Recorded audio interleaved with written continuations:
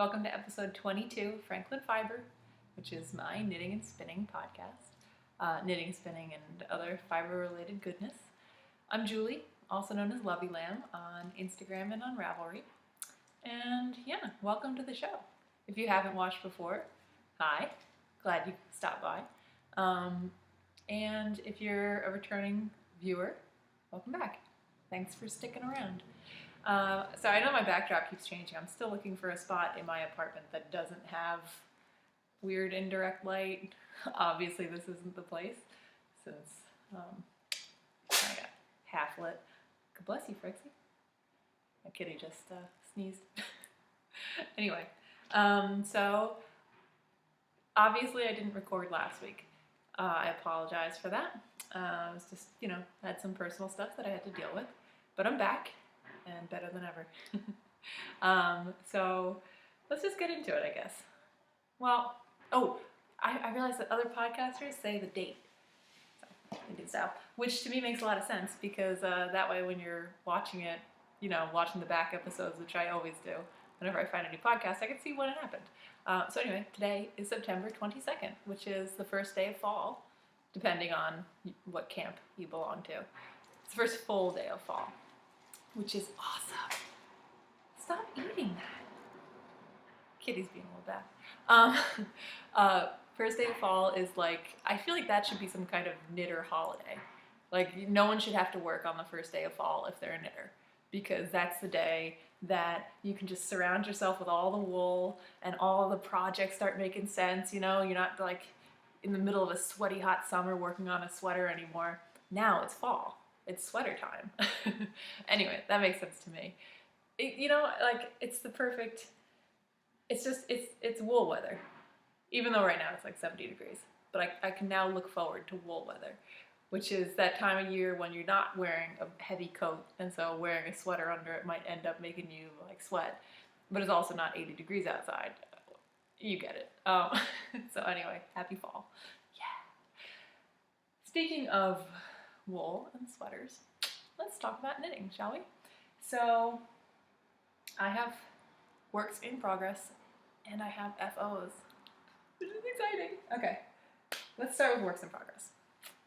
This makes logically more sense to me. Halloweeny, gotta love it. This is a Tangerine Designs bag, you've seen it before, and it is holding my Halloween socks, which I am just loving. I love how they're coming out. Okay, let me talk about them. So, I'm making these Halloween socks as part of the Knit Girls Halloween Craft Along. The Knit Girls podcast. They're doing it's a contest in craft along. So it could be knitting, crocheting, sewing, hot gluing, I guess, whatever you want to do. But I'm going with Halloween socks. It's kind of a classic thing that I've never done. I don't have any holiday socks. So this is the yarn that I'm using. It is Opal Sock and Woola. See the tag? And it's called Mauer, which in case you couldn't tell from the picture, that's the colorway. That means bricklayer or wall builder. And it is part of their Handwerk and Hobby, I think it's called, series. I should say it on here. Sorry. A brief pause, and I can't find it on here, so I'm just going to go with Handwerk and Hobby.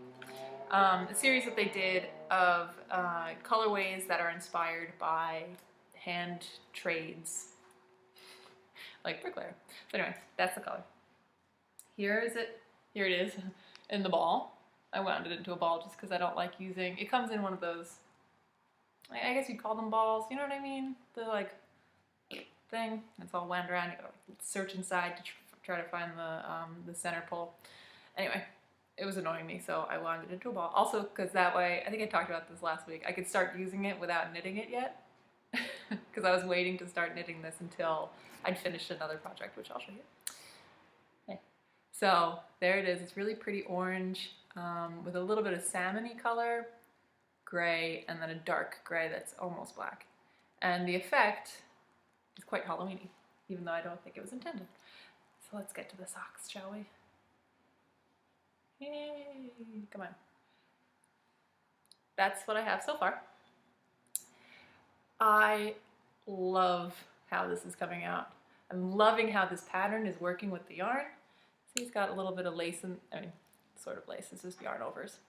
And it's making this awesome chevron out of those stripes.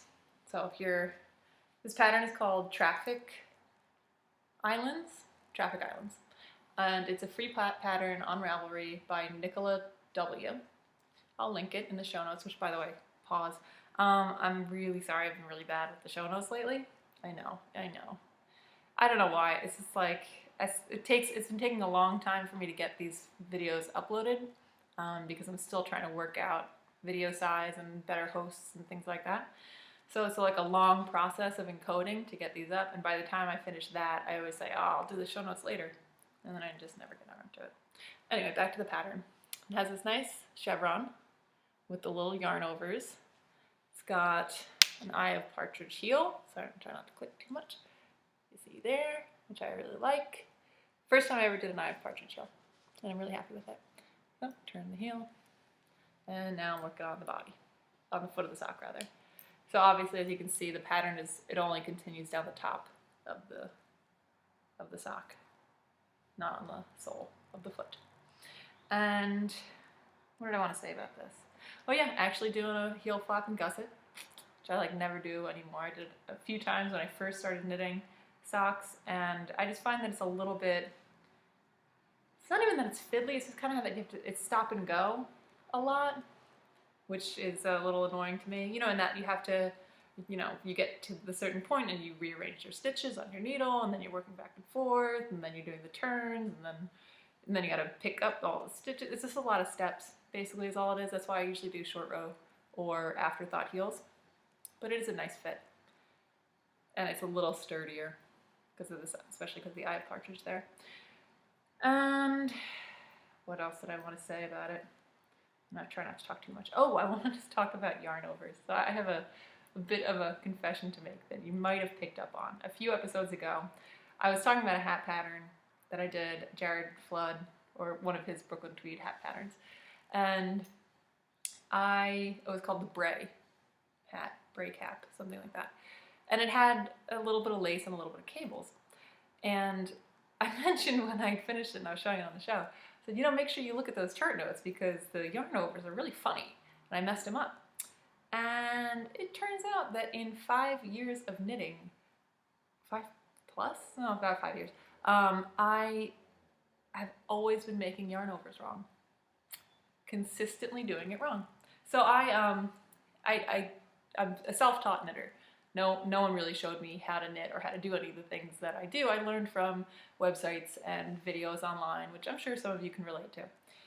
Anyway, I must have seen a video way back, the first time I ever had to do a yarn over, and I Googled what is YO knitting or whatever, and I saw a video or whatever, and either the video was wrong or I just interpreted it wrong, because I have been making a half hitch instead of a yarn over ever since then.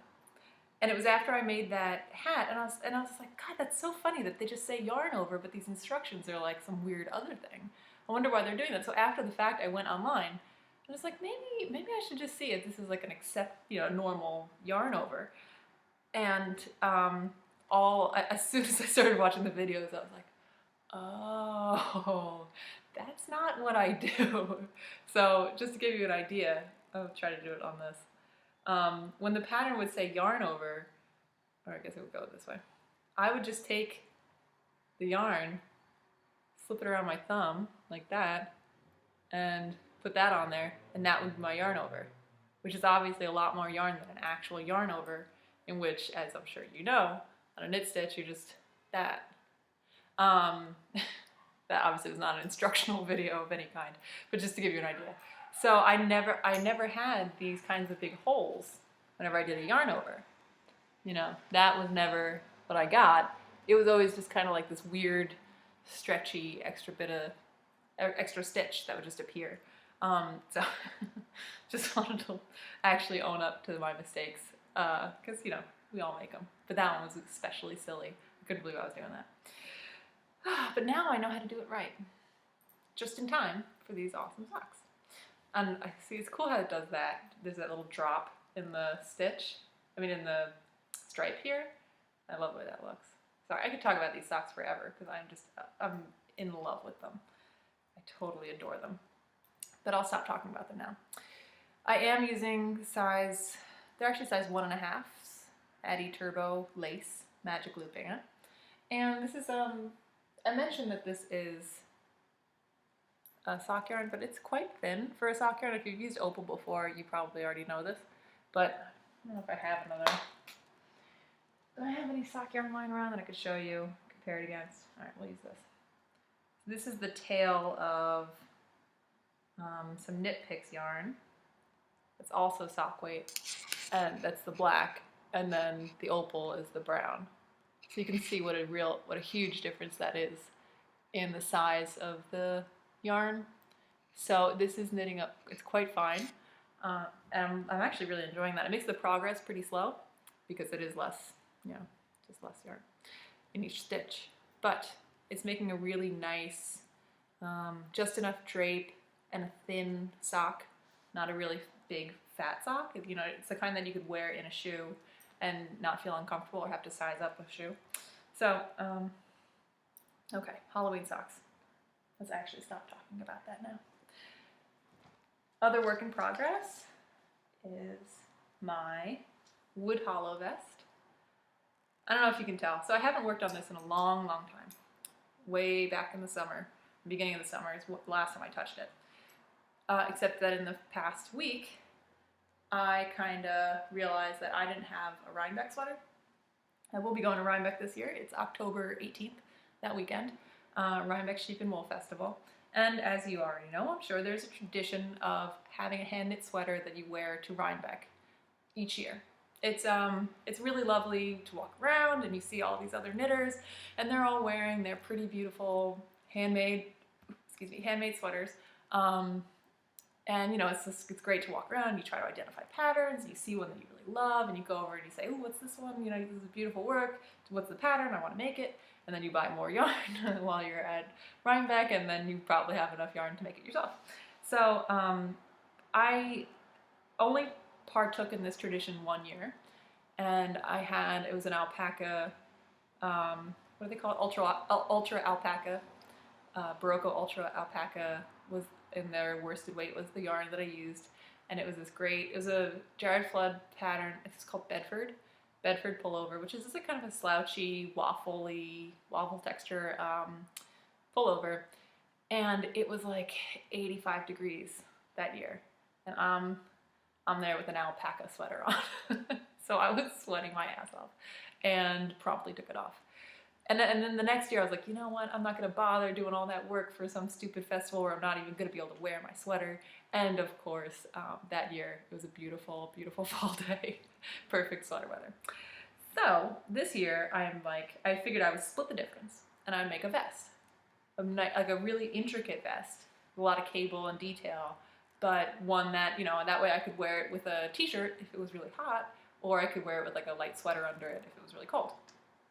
It made sense to me, and it would also be less work, which is an important part of this, because obviously I have a little less stick-to-itness than a lot of other knitters. So anyway, that was the reason for starting this, and now it's the reason why I'm picking it up and really, really, really trying to finish it quickly. This is the front. I'm making the size, it's like the small, it's not the smallest size, but the next one up. And you see the pattern is so pretty. It's just so pretty.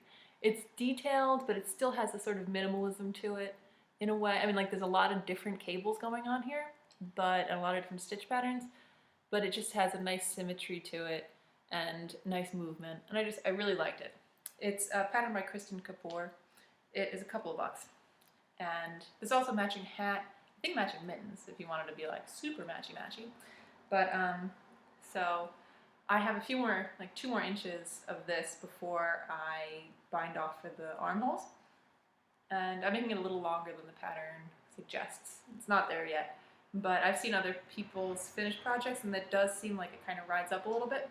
So I'm taking the time to do a little bit extra of this, just the front. There's no waist shaping or anything, so you just kind of knit until you're ready. And it is kind of going to be a It's a little bit slouchier, kind of like, I call it a grandpa vest. You know, like the, like man's fit, but I don't know, you know what I mean. That kind of like, I'm gonna call it menswear inspired. I haven't decided yet if I'm going to do the cable on the back too. The pattern has it with this pattern on both sides, front and back. And I think that would look great. I really do. But I'm gonna see how much time I have left when I finish this. And that will dictate whether or not I make the pattern as you're supposed to. I'm making this out of this is Cascade 220 it's a Kelly green. I don't remember what the name of that green is. This was originally like an entire Acer cardigan besides one sleeve and the button bands. I unwound it last night because I had run out of the little extra ball that I was making, that I'd started this one out of. So I actually frogged my Acer, which was really pretty. Acer's it's a cardigan by Amy Christophers, and it's a pattern that I will definitely make at some point. I messed up big time when I was doing this one though. I mean, it was looking beautiful, but I was trying to be smarter than the pattern and make it as a seamless cardigan, which I barely even, this was years ago. And I mean, I barely knew how to make a raglan cardigan at the time, but I still felt like I was, you know, that I could figure it out how to fix the pattern so that I wouldn't have to sew anything together. And in the end, it was just obvious that it was not going to come together. So anyway, that's why I have this gigantic ball of yarn, which is my Cascade 220. And I am kind of just on a roll with this, going as fast as I possibly can. It's a nice pattern. It's easily memorized. It's not quite TV show knitting, but almost. If I'm watching a TV show that I don't really have to look at, then, you know, if it's a lot of talking or something like that, or a show I've already seen, because I do rewatch shows a lot, then I'll work on the cardigan. And if it's something that, you know, that I really want to pay attention to, like the last couple episodes of Game of Thrones, which I'm finally caught up with, or Outlander, which I just started, then I'll be working on my sock. Okay, talked enough about finished objects. About works in progress. I've been talking about that for a long time. Okay, let's move on. Finished objects. First is this little hat. Well, that's a cute little hat, you might say. I don't remember you making a little hat. I thought you were working on a baby sweater. Oh my god, it's the cutest thing in the world. I just die every time I look at this. I want you to know that the reason why I didn't record last week was not because I hadn't finished my sweater yet. This has been finished and drying, just like sitting, blocking and drying for over a week. And every time I looked at it, I thought, oh god, I gotta record the podcast because I gotta show this thing off. And I do have to give it to its intended recipient, or well, the woman who asked me to make it as a present for her intended recipient. And I haven't given it to her yet. It's okay. It's not a big deal. But I have to get this out the door. But I mean, oh my god. Right? What do you think? Should I just keep it for me? It is the Seamless Braided Cable Baby Cardigan. It's a pattern by Christy Hills. It's a couple of bucks on Ravelry. It's totally worth it. This is the 0 to 6 month size. Oh, it's so cute. I'm sorry, I just can't stop every time I look at it. I did the option for this broken rib on the collar. It's, as you can see, just a raglan shaped sweater with the braided cables down each side of the lapel. And the buttons I got at Michael's. No, AC Moore. They're all just, they blend together. It's just these like $3 for all these buttons. Favorite bindings. I got it in these kind of earth tones because I figured that I could use them again and again. I stood in that aisle for a long time trying to figure out what buttons to get for this. And I was originally going to go with something like cute and kitty, like I don't know what gender the baby is, so I was thinking yellow, you know, like bright yellow or something like that. But in the end, I thought this looked really classic. It kind of has that like an Aran sweater kind of feel to it, and it'll look really nice dressed down or dressed up, and it can be a Christmas sweater without looking Christmassy. So, and I stitched them on All right, and I don't want to talk too long about this process.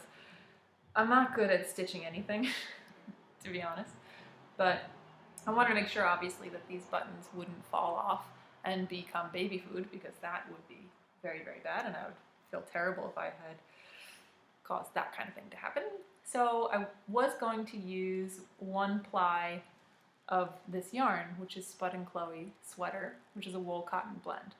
It's a 3 ply, and I thought that because it was a wool cotton blend, it would be strong enough to be able to use just 1 ply of it.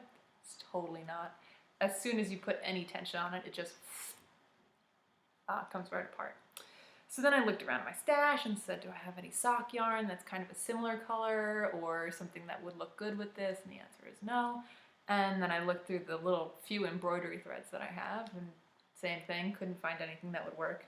So I ended up using just crochet cotton. You see that white? It's a mercerized cotton. You can buy it at any of those big box craft stores. And it's super, super strong and slippery.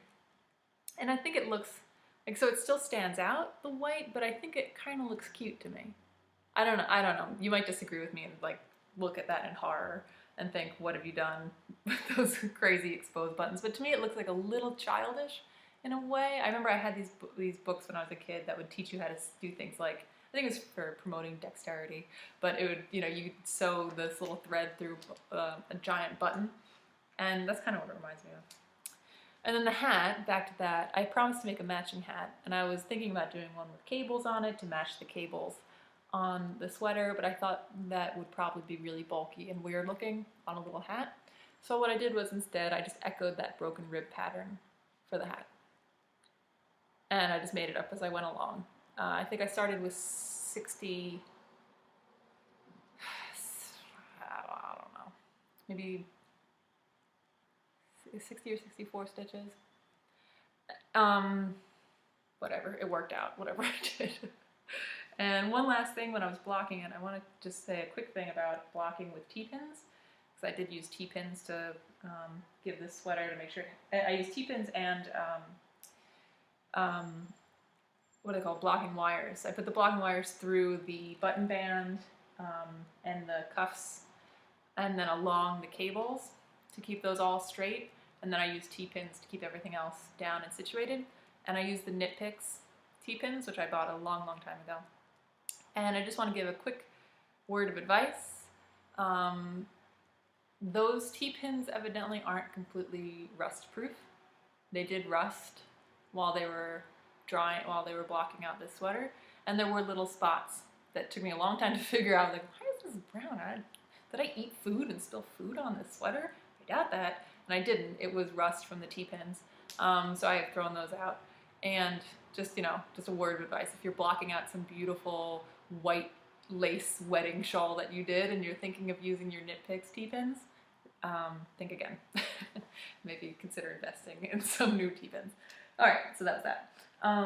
I also have spinning. This is going to be a long episode, guys. I'm real sorry. But it's full. It's because I actually have stuff to talk about. Oh my god. Which is a real change from weeks past. All right, so that was my finished object. Spinning is also finished. You guys can stop listening to me talk about this incessantly. I don't know which one's which. Okay, this is the one you've already seen. I had 8 ounces of Crown Mountain Farms Falkland fiber in the Walpurgis colorway, which is a Halloween reference, but this was not part of my Halloween cal. Also a Black Sabbath reference. Anyway, sorry, they look alike. So this is the one that you've seen already, and this is the first 4 ounces. I don't remember how much this is, and I didn't tag it, but it says it in Ravelry. It was like 200 and maybe 290, maybe less than that, 240, something like that. And so I've been taking forever to spin the second half of it, and I finally finished it. It is, it's a 2-ply, plied on itself from a center pull ball, and probably somewhere around a DK weight, which is the same as the other one. This one did come out, there's definitely more thinner spots. I mean, it's not totally even. Neither was the other one, but the other one has some thick spots that this one lacks, I think is actually how I would put it. Can I get this to show up? There we go. So, what do you think? I love it. I really love it. It's just kind of, it's very tonal. There's parts that look black and parts that look like a light, not light, like a true blue. And then in between it, it's just these dark purpley blues that are really quite, it's just inky. It reminds me of like blue ink from a ballpoint pen, but in the best possible way. And this is 249 yards. That's what it measured before I washed it. And I didn't remeasure. But there. Oh, it's so pretty. I don't know what this is going to be. I have not decided, but it's going to be something beautiful. So, see, I have a lot of it. Oh, that's the true color that you can see right there. It looks so pretty. Oh, I'm so happy. And I'm also happy because it means that my spinning wheel is open for business, for other things. Oh, the chin. There we go. And I have something in mind that I'm really excited about starting. So anyway, Crown Mountain Farms, they are no longer, as far as I know, dyeing yarn. And so I don't know if you really want me to talk about it very much, but if you ever see it on DStash or anything like that, buy it, because this is beautiful. It was dyed gorgeously. It had beautiful saturation, and just it was a pleasure to spin. It spun itself practically. Okay, now let's talk a little bit about acquisitions. Excuse me, kitty. My cat's sleeping on my acquisitions. Sorry. First, sorry for the crinkle. I have some spinning fiber. This is what I want to spin next. This was a gift from my friend Betsy. Well, it's actually from her dogs. My husband and I dog sat for her a few weeks ago. She and her family went up to New York for the weekend, and so we stayed at their place and watched their 2 really cute dogs. So this is a gift from them. Thanks for keeping us company. Midnight and Peanut. Which they have great handwriting for dogs. And this was some fiber from her stash that she gifted to me. And it's like, oh my god, it is so soft. It's Damselfly Yarns Merino Tencel Roving. Hand-dyed by the shores of Martha Lake. So it's a 50-50 Merino Tencel blend, 4 ounces, and the colorway is Moonlight. Look at this. It is so gorgeous. It looks like the ocean to me. Like the northern Atlantic. It's, oh god. I'm sorry, I'm a little speechless right now. That Tencel fiber is just like glowing in there. Like, I don't even know. Doesn't it look like ripples in water? It is so pretty. It's really pretty and very, very, very soft. Like, whoa. Like, I just want to kind of do this with it. Actually, that's a pretty good look. Maybe I won't spin this. Huh? Anyway.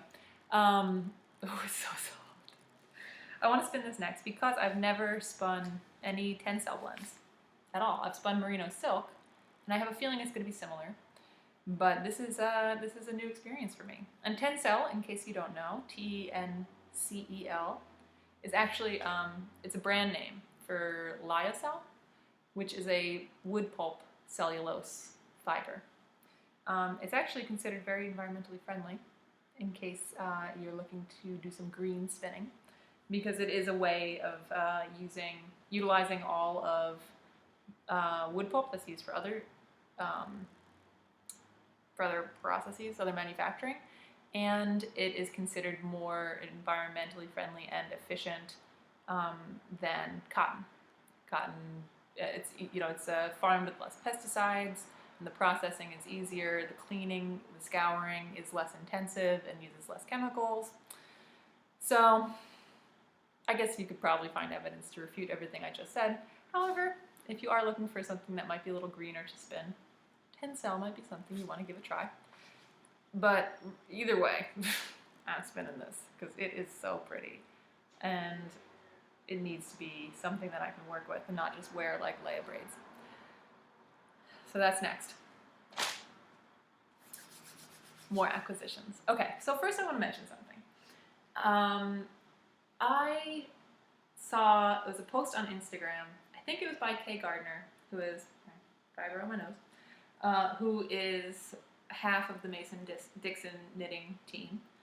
And she's got a great Instagram feed. She always posts really funny things, and I highly recommend that you look at it.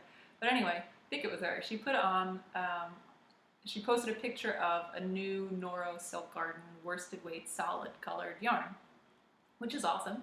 So, I mean, Noro Silk Garden is a really lovely blend, but they always have these really intense colors with odd color shifting, and to have just a basic earth tone color of the same yarn to be able to use in combination with one of the crazy long color repeat versions that they have, such as in the what was it, that mitered square blanket that the Mason-Dixon girls did. Anyway, something like a mitered square, you can kind of offset that while using the same yarn. Anyway, it's a great thing. It's awesome. But that's not what I wanted to talk about. What I wanted to say was that she captioned it with the words, like, oh my gosh, look at this. This is why I'm glad I don't stash yarn. And I just kind of looked at that and was like, wait, what? You can not have a stash? There are knitters who don't have stashes, and this is like blew my mind, honestly, because I have a stash, and I am always looking at my stash. And there's also times I realized when I'll see something really beautiful, or something that or a limited time kind of colorway or something like that. And I wish that I could justify, I wish a sweater's quantity of the new Noro Silk Garden to try it out and make a sweater. But I can't, because I already have so many sweaters worths of yarns in my stash that I'm not using. And so I have this guilt, this capitalist guilt about collecting too much, or I guess anti-capitalist, about having collected too much stuff and feeling bad about acquiring more. You may not feel this particular affliction, but I definitely do. I have stash guilt all the time. So I thought about that. I was like, oh my god, what if I did that? What if I never bought yarn again until I had almost no stash? And then I could just buy yarn whenever I wanted, but then I would, I guess, probably have a big stash again. Okay, I would buy yarn only when I was going to make a new project. So I would, pick out a sweater that I really liked, and then I could buy just the yarn for that sweater, cast on that sweater, finish that sweater, and then see something else that I really like. Buy the yarn for that, like that kind of thing, which I guess is reasonable. But I also know me, and I know that would probably last like 3 seconds, and I would just build up a new stash. Anyway, where I was going to go with this was that I decided then that I think I'm going to go on what some call a yarn diet, or a stash diet. I have a big stash of yarn, and I really do need to cull a little bit. There's definitely some things that I'm never going to use in there. I could give them to Goodwill, or de-stash, or, I could give them away here if anyone wants some weird pink mercerized cotton yarn. I don't know, maybe you do. But I'm also just trying to refrain from buying until I feel a little more comfortable with the level of my stash. So, on that note, I bought more yarn. This is before I made that decision. Also, Rhinebeck's coming up. And there's some kind of I think there's a special, it's sort of like a buying holiday that happens at Rhinebeck. It's like, how on Thanksgiving, all diets go away. Same kind of principle. On Rhinebeck Day, all diets go away. You eat apple cider donuts, and drink hot cider, and eat some weird lamb dishes, and none of it counts. Also, none of the fiber that you buy counts because you're supporting something beautiful. You all understand. I don't have to justify this to you. But I did make a yarn purchase before I had this stash revelation, which will probably last 3 days. Next week I'll show you more yarn than I bought. But anyway, I bought some stuff, and I'm so excited about it. I'm so glad that this was my last official purchase into my stash. So, Madeline Tosh, I also follow them on Instagram. Obviously, this is the only social media that I use. Madeline Tosh had been posting pictures of some new colorways that they were trying, that they were dyeing up, samples and things like that. And I was just, every picture that I saw, I was just like, oh, wow, that is so pretty. Lot of speckle dyeing. splatter dyeing, which is it's something that I'm really just seeing kind of come back. It's been a while since I'd seen any really commercially available splatter yarns, which I'll show you an example of in a second in case you don't know what I'm talking about. I think they were a little bigger as a novelty yarn, but it's starting to make a comeback as sort of an artistic thing. And I love them. I love them. So, which one am I going to show you first? I'm going to show you this first. This is in my hands. They put on sale some of those sample lots on their website, so I ran over there and I picked up 3 skeins. One is in a base called Dandelion, which I believe is a new base. It might be a limited base. I'm not sure because I've never seen it before. And the tag is a handwritten tag because they obviously don't have ones that say Dandelion. It is 90% merino, 10% linen, sport weight, 325 yards. Oh no, fingering weight, excuse me. Fingering weight, 325 yards. So like I said, merino linen, and it's a single ply. This is called Sample Lot A. Oh, come on, show up. I really want you to show up. So it's a ecru base with areas that are dyed in, let me see if I can even count the colors here. So overall the impression is kind of a brown and ecru, but there's splashes of fluorescent pink, yellow, and blue, and orange, and purple. And they really are fluorescent. And it's odd, the way it looks like, it almost looks like, maybe it's the way that the yarn picks it up because it is a plant fiber and animal fiber blend. But the way that, like usually with speckle dyeing, what you're doing is you're taking the yarn when it's wet and just like sort of scattering dye on it, either in the dye powder form or in liquid form, depending on the look you're going for. This kind of looks like dye powder form. But the way that it picked it up, it kind of looks almost like the fibers themselves were dyed before they were spun, which is, I'm sure not what happened, but that's the way it looks. Oh, I want the light to be better in here so much. I'm doing a bad job of explaining this color, but it's really pretty and very soft. And it has a really unique look to it. I've never seen anything like this that has this like earthy quality while still having these flecks of color. I'm really excited to see how that knits up. I don't know what it's going to be. Like I said, it's only 325 yards of a fingering weight, and it's a 1-ply, so I wouldn't use this for socks necessarily. Maybe I would, but it'd be kind of a risky move because 1-plies are just not as strong. But the linen's going to add some strength. Anyway, this is another one. It's this is actually, it has a colorway name, so it's not, I don't think it's the sample, I just think it's new. It's their Twist Light base. Another fingering weight. This is 75% superwash merino, 25% nylon. Oh, it occurs to me that this is not superwash, the Dandelion. It's probably not going to be socks. This, however, is totally going to be socks. The color is called Birch Gray, and it's the same kind of concept as the last one, which is that it has this earthy, neutral base with flecks of neon splattered on it. So the base it's an ecru with a dark gray, sort of striation. But you see it's got these flecks of surprise colors throughout it.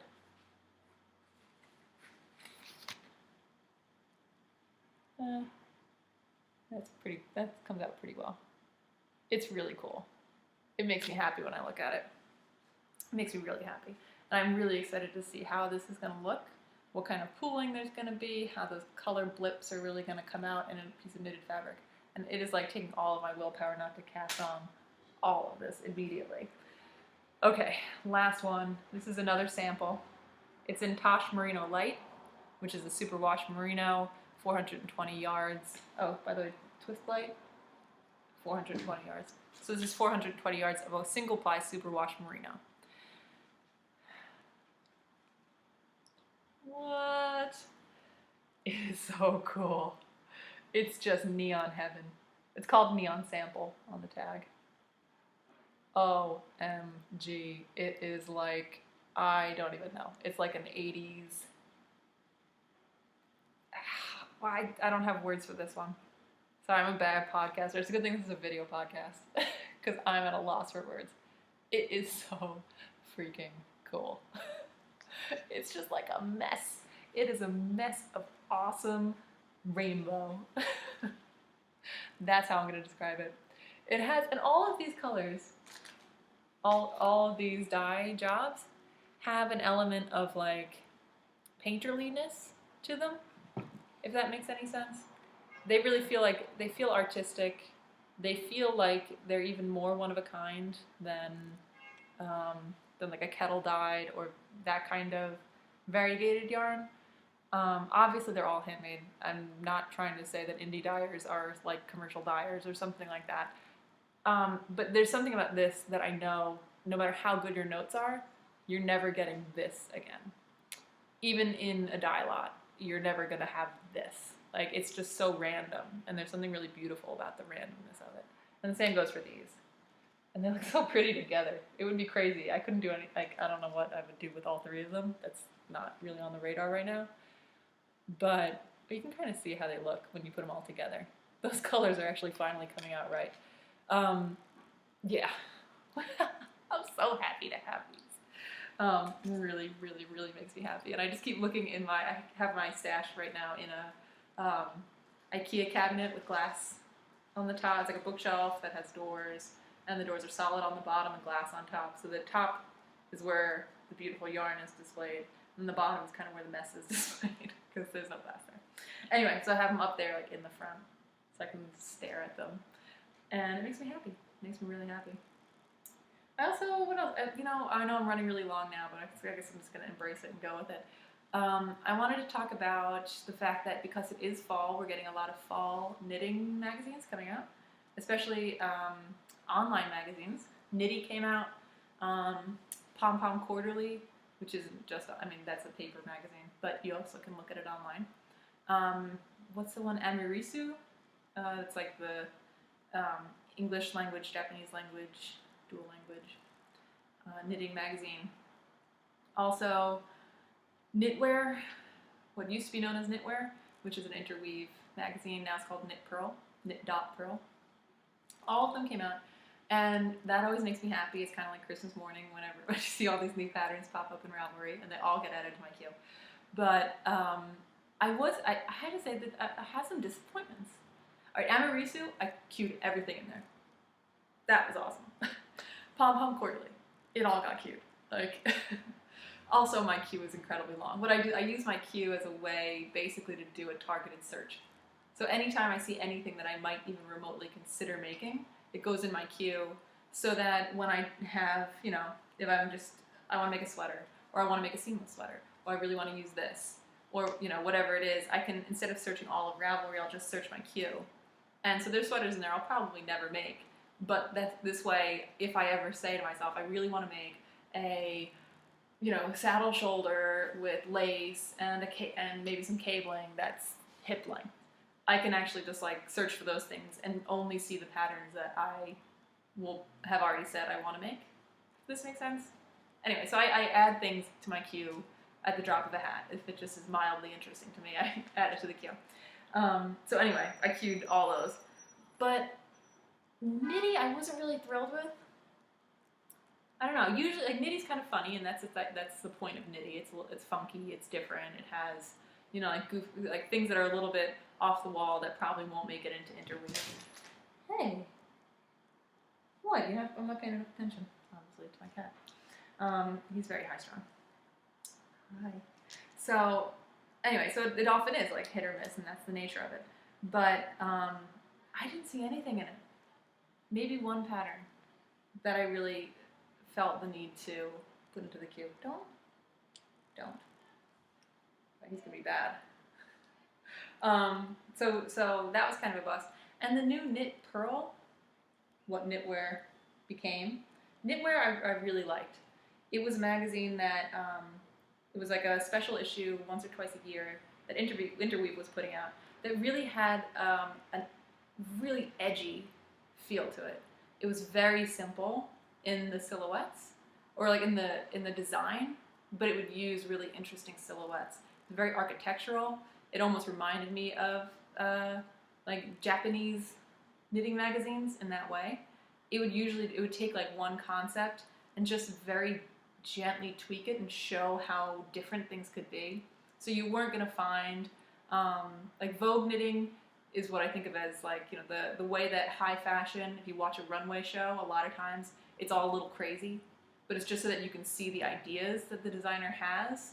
And then that designer will also have a way to take that kind of crazy stuff and turn it into an actual ready-to-wear collection. Sorry. And then, but then the other side of that spectrum would be something like Interweave, which was all meant to be ready to wear. It was all meant to be classic, you know, patterns that you could really, you know, that would match any wardrobe. Anyway, so knitwear kind of occupied a middle point there. He's biting my head right now, guys. My cat's insane. I might have mentioned that. I might not have. Yeah, he's a total nut. Anyway, I'm fine. So knitwear was that architectural, artistic middle point, and the new Knit Pearl to me is a little bit more just like another quirky magazine.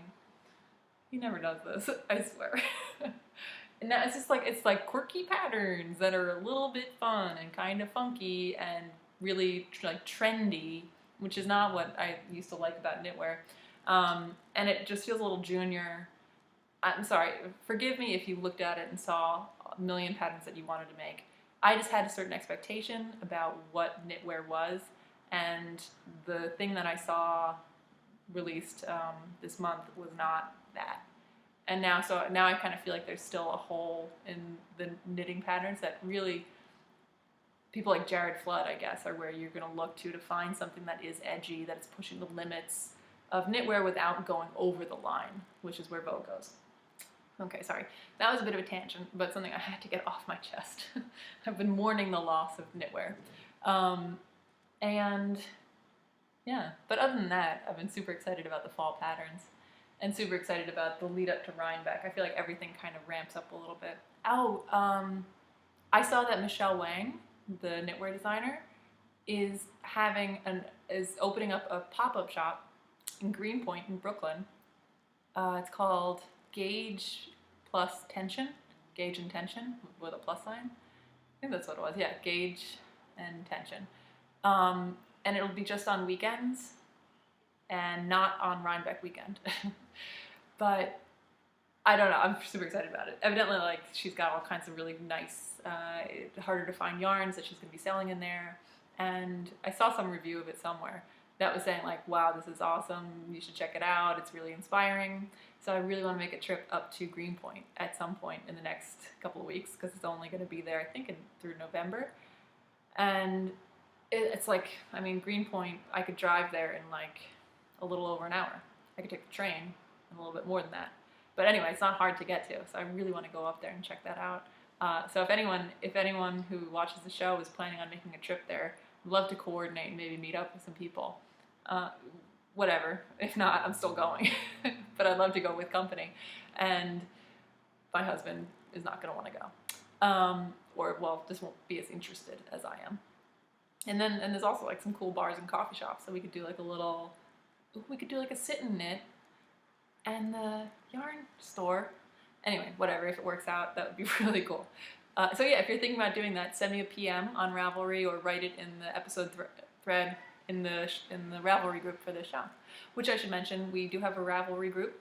We have a cowl that's going on. I didn't mention the cowl. So it's for the Baby Knits cowl, which was inspired by the fact that I had to knit this in a month. And so I decided to do a cowl for everyone else to go through the same torture. We're going to have prizes, at least one prize, depending on how many people are entering into it, more than one prize. We'll do like a little random drawing. I kind of changed it up. I forgot to put it in the notes.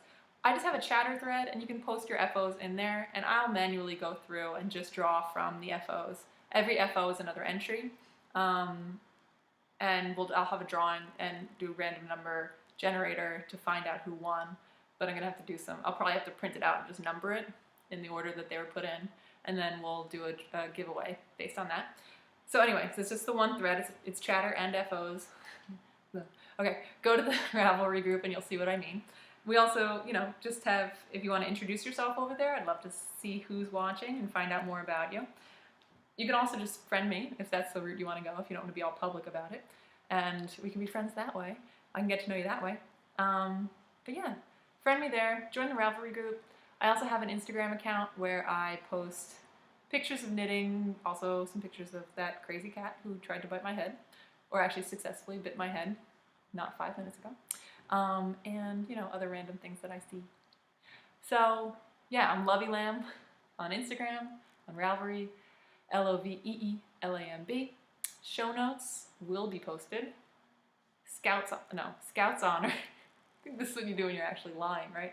No, Scouts Honor. I was never a Boy Scout, clearly. The show notes will be posted. They're at franklinfiber.wordpress.com. Check it out. Okay, I'm going to stop talking now because it's been 50 minutes, and I think this is my longest show ever. But happy fall, everyone. I will be back next week with another show, and in the meantime, stay crafty. Bye.